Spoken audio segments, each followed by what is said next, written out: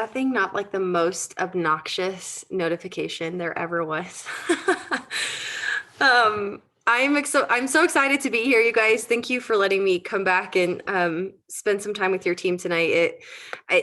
Was telling Holly just a few seconds ago, like these are she goes, "Are you tired? Like I've coached all day or whatever." And I was like, "No, I get like real excited about coming on and doing a training or share something that I've learned." And tonight, what I'm talking about, I'm just extra passionate and excited about. And so I just appreciate you guys letting me be here and just getting things to take away. I want to hear all your takeaways, things that hit home for you. And tonight I've got some things that I think will be really helpful, some activities or exercises that you can do to get this implemented right away. So if I don't know who you are yet, or if we haven't met, my name's Whitney, and I live in Colorado Springs, Colorado, with my husband and three kiddos, 8, almost 9, 6, and surprise, he's 2.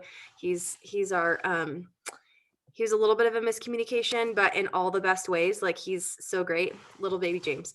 Um, but anyway, I'm a life coach for entrepreneurs. And basically what that just means is coach on, um, I coach entrepreneurs in their life outside of business. I really believe wholeheartedly that the things we do in one area in life are the things that we do in all areas in life. And so, um, oftentimes, the way that we're treating our partner or spouse, or the way we're interacting with in laws, or the ways that we've had trauma in our past, or are dealing with emotions now in our daily life, or the way that we're doing it in our business. And I find that we spend a lot of emotional energy on those things, which keeps us from showing up fully and successfully in our businesses. And so my passion is really just to help get entrepreneurs to a place of full health and wholeness so that their businesses just explode. So although I'm not doing a lot of like organic marketing and strategy conversations, I truly believe that the work that we do together has a direct impact on their paycheck. And so that it has just been such a gift to be able to sit and hold space. I consider it really sacred space with my clients that I get to coach them one-on-one. So, and if just so you guys know, if you've never interacted with a life coach or had a life coach, or even like have any idea of what that could look like for you, you can definitely contact me or send me a message, and I'd love to have a conversation about you and your dreams and things you're paying attention to. And so that would be an honor for me to do as well. Um, okay, so tonight, I am going to be talking about fear. And the reason that I'm so excited about this in particular is because my husband actually, he is in corporate real estate. He does like, I don't even know what it's called, like wholesaling, creative financing. He's basically a real estate investor. And he's in a group coaching program with a guy named Pace Morby. And Pace had a guy who came on and did a training for them, and he was talking about fear and what fear is costing you. And so my husband and I were talking about this, and I was like, oh my gosh, like this, it's probably not new information for the world, but it was very new to me. And when I started digging into it as an entrepreneur and as a coach, and seeing how it shows up in my clients' lives, was like, this is this is incredible. Like this is taught, but I want to put some feet on it today for you guys. And I want you to be able to see um, very tangibly and uncomfortably what fear is costing you. So I'm going to have some exercises for you to do, and I'll definitely give some time to do some Q&A at the end. But I really want you to see, like, laid out and be able to visualize what the fear that you're experiencing right now could be costing you, or has already cost you in the past, could be costing you in the future of your business. Okay. So Ralph Waldo Emerson said, geez, fear defeats more people than any other one thing in the world. You guys have probably heard that. And I love that, because I think that we, especially as believers, if you're a Christian, there's so like the calling on our life is so hefty. It's so important. It's so weighty. And I believe that Satan is so aware of that and is very in tune with what that calling is. And he makes it his mission to derail us through the use and the tool of fear. And it's something that we all deal with on a day-to-day basis. It could be a number of things in our daily life, but I specifically want to talk about business tonight and how it could be showing up in your own business as entrepreneurs. So here are a couple of the reasons why I believe it's really important to pay attention to fear. Number one, really, you can't overcome anything that you don't bring awareness to. A lot of my clients will tell me, like, I really do not want to look back at what has happened. It's uncomfortable for me. It's painful for me. I don't enjoy thinking about that. And one of my responses to that is unless we actually pay attention to the thoughts that you have that are keeping you from seeing success now, you can't move past those. So I fully believe in therapy and counseling, and I kind of believe that therapy, where therapy ends and counseling ends, life coaching picks up. Like we kind of meet in that middle. And I take you into like goals and achieving and success in the future. And I believe both are so important, but you can't overcome anything that you actually are not willing to bring awareness to. Fear is real, but fear is actually a really horrible investment. And I think that's so important to pay attention to, because if you think about fear as, if you think about like your bank account in 10 years, we're going to do an exercise on this in a little bit, but if you think about your bank account in 10 years and you think about the thoughts that you're experiencing right now, all of the positive thoughts or like thoughts about change or how can I improve, what am I overcoming, how is this working for me, like your positive intentional thoughts, if you think about those thoughts, like every thought that you have, putting $100 in your future bank account, like how much wealth you could build with that. And then on the flip side, the negative thoughts that you're experiencing or allowing or thinking or marinating on, those thoughts are taking away $100 from that bank account in the future. So if you think about it as like in a tangible way about what it's actually costing you and put a dollar amount on it, you can see how much it could possibly affect business long term. When you ignore fears, they actually tend to escalate. So we kind of think that like if I'm not paying attention or if I'm avoiding my fear, they'll go away. In reality, they tend to escalate. Bear Grylls actually said those who ignore it simply leave space for it to grow. Fear actually only conquers us by choice. So I'm going to tell you a little bit about like this is a technique or a tool that I use in coaching. We talk about thought models and how our thoughts actually lead to the results. So fear is actually caused by a thought, not a circumstance. Okay, so a circumstance would be like a fact. It's something that can be proven in court. It's something that someone said to you. It's something that happened. But I want it to, like, when you think about a circumstance, I want it to remain super neutral. So here's an example. If the fear comes from your thoughts about posting about this business, your circumstance would be posting about your business. Your thought is, what are people are going to think X of me. People are going to judge me, whatever it is. That thought is what causes the fear. The fear doesn't come from posting on social media about what business opportunity you're with. But we believe that this event, this circumstance causes fear, and it doesn't. It's actually a thought, which is actually really great news because it means that all of that is within your control to change. And that's one thing I find a lot of freedom in coaching is that everything is within our control. We often feel like this, like I don't have control over my thoughts or my emotions or fears or whatever. But if you actually think about like what you're allowing in your life, it's actually all within your control. So I'm going to give you a tangible example of what fear has cost me in the past. Okay.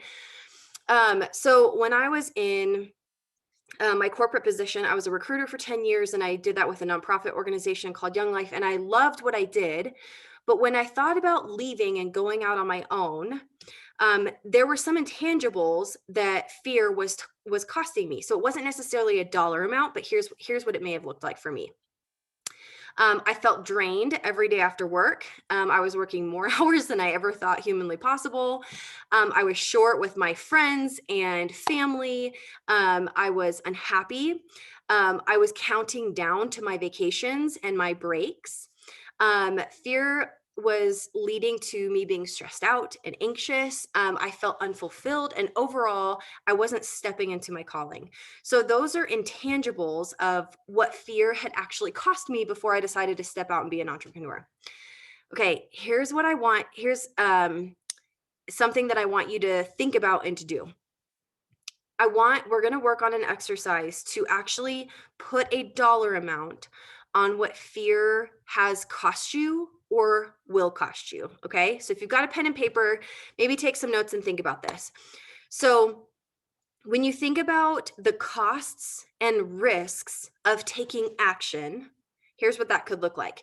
You can make a list of, and be very specific in this, defining things that could happen that would be bad if you did a certain activity.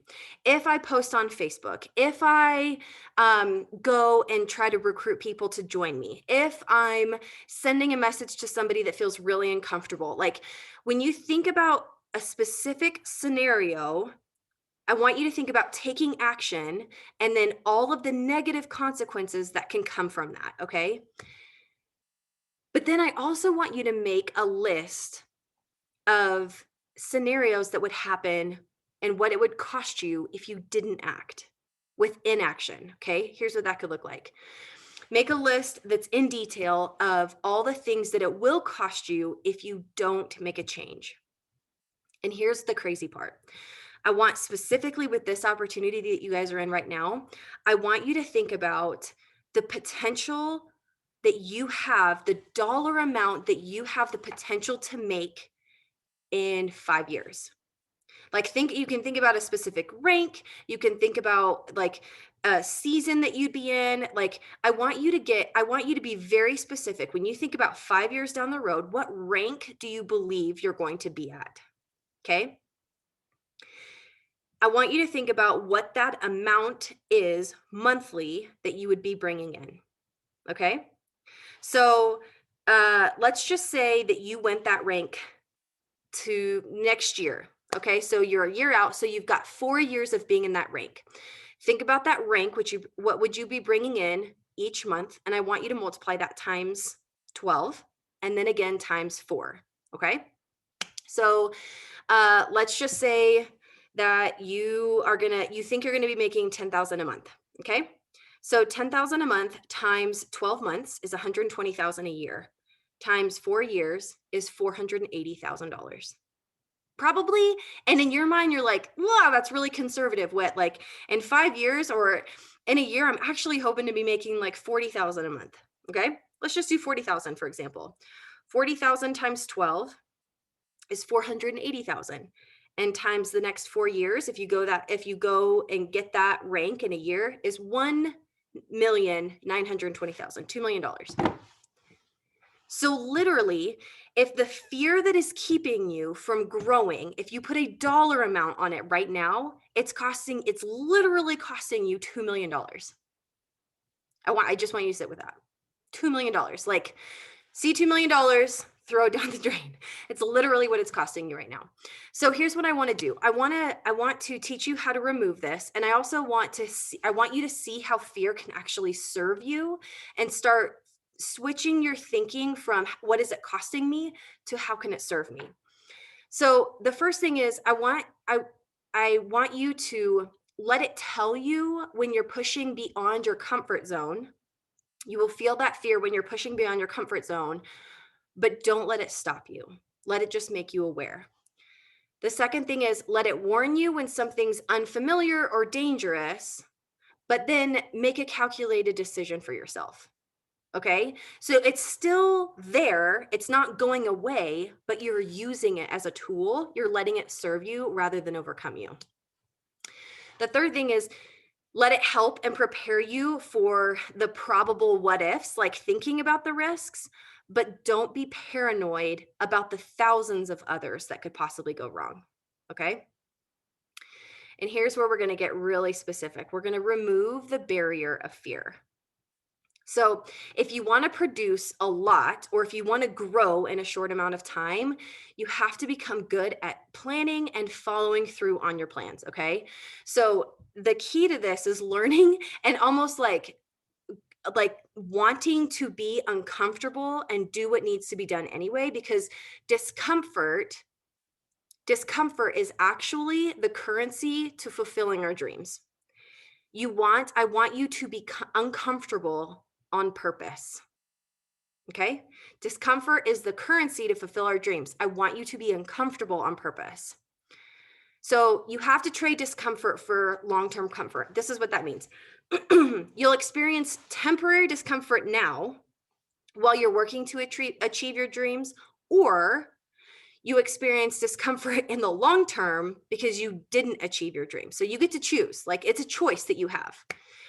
Okay, so here's what we're going to do. We're going to remove the barrier of what this is, like a tangible. You can use this for a lot of different things, but specifically with what you guys are doing, I see this come up a lot. Like, if I post this, it's going to trigger this person. If I post this person's going to think about me a certain way.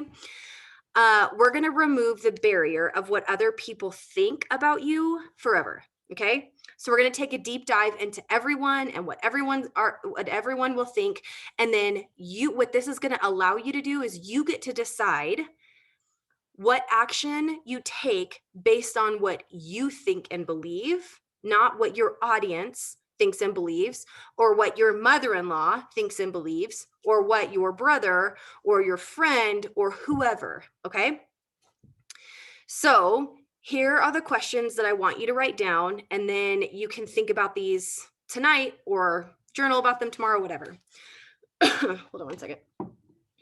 I didn't take enough water before I started. Okay.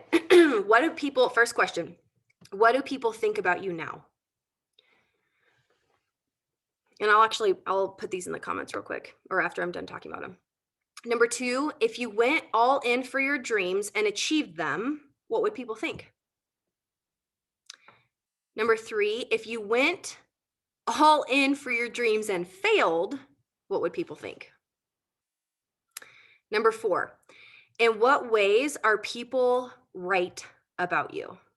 Like, when they think about you, how are they right? And so what? The next one is, in what ways are people wrong about you? Are you willing to let them be wrong? Why or why not? One of the biggest things that I had to overcome in my journey has been being in a relationship with a narcissist, number 1. But the byproduct of that was constantly being misunderstood, because what this person was saying about me was completely different than what I believed about myself and what my friends believed about me. And I think being misunderstood is a version of fear. I could have let being misunderstood totally decapitate me. And it did for a while. Actually, did for 2 years. Okay, last question. What are you committed to believing about yourself, no matter what others may believe or what others may or may not think? And I will put these in the chat for you guys real fast.